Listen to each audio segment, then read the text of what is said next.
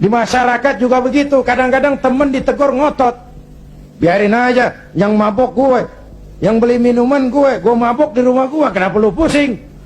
Yang judi gue, pakai duit gue, kenapa lu pusing? Yang zina gue, kenapa lu ribut?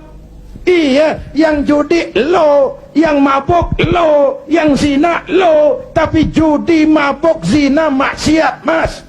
Kalau ini negeri kebanyakan maksiatnya, Allah marah, turun gempa bumi, yang mampus bukan elu doang, monyong.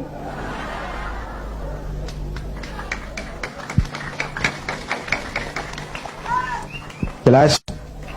Jelas? Iya, kalau kita makan nangka kena getah sih resiko. Enggak makan nangka kena getah, sial namanya. Jelas? Jelas? Nah, singkat cerita, lalu tahun 83-84 diundangkan asas tunggal Pancasila. Golkar makin tirani, makin otoriter. Tidak boleh lagi ada ormas dan parpol yang asasnya Islam. Kalau tidak mau terima asas tunggal, bubar. Maka dengan berat hati waktu itu P3 menerima asas tunggal Pancasila daripada dibubarin. Lambangnya berubah jadi bintang. Betul? Masih ingat? Saya protes waktu itu kepada guru saya, Hadratul Mukarram Kiai Haji Dr. Idham Khalid. Ini nanti soal silsilah, Pak. Beliau salah seorang pendiri P3, termasuk presiden pertama Partai Persatuan. Pak, kenapa diterima asas tunggal Pancasila? Kita harus melepas asas Islam, kan rugi. Beliau senyum. Apa kata beliau? Zainuddin, ibarat warung, kita sekarang nggak boleh dagang nasi uduk, biarin aja dagang pisang goreng dulu. Sebab kalau kita dagang nasi uduk juga, warung digusur. Biarlah dagang pisang goreng dulu, yang penting masih punya warung. Nanti kalau keadaan aman, kita dagang lagi nasi uduk. Ya, Masya Allah, orang tua bijaksana. Tapi saya sudah kadang frustasi. Apa artinya lagi berpolitik kalau asasnya tidak Islam? Maka sejak tahun 84, saya mengundurkan diri dari panggung politik. Saya konsentrasi penuh kepada dunia dakwah. Ketika itulah lahir prinsip, saya tidak kemana-mana, tapi saya ada di mana-mana. Itulah politik dakwah.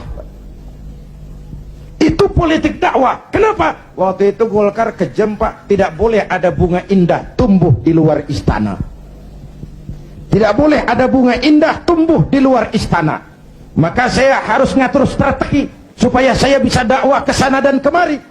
Saya lahirkanlah prinsip tidak kemana-mana, tapi ada di mana-mana. 97, ini cerita singkat. Mulai terjadi krisis moneter. Rupiah kita anjlok, dolar naik ke langit. Ya Bu? Ya Bu? Dari 2.500 dolar sampai 17.200, bagaimana nggak kolab? Akibat krisis moneter muncul yang lebih makro, krisis ekonomi. Sampai sekarang kita masih ngerasain.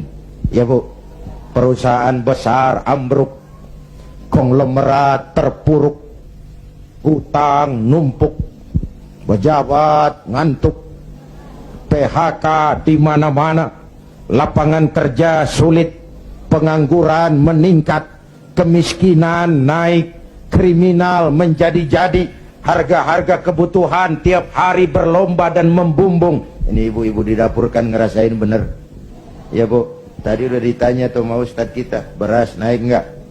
Naik. Minyak, kecap, bapaknya anak-anak. Pikir dulu baru nyaut. Naik.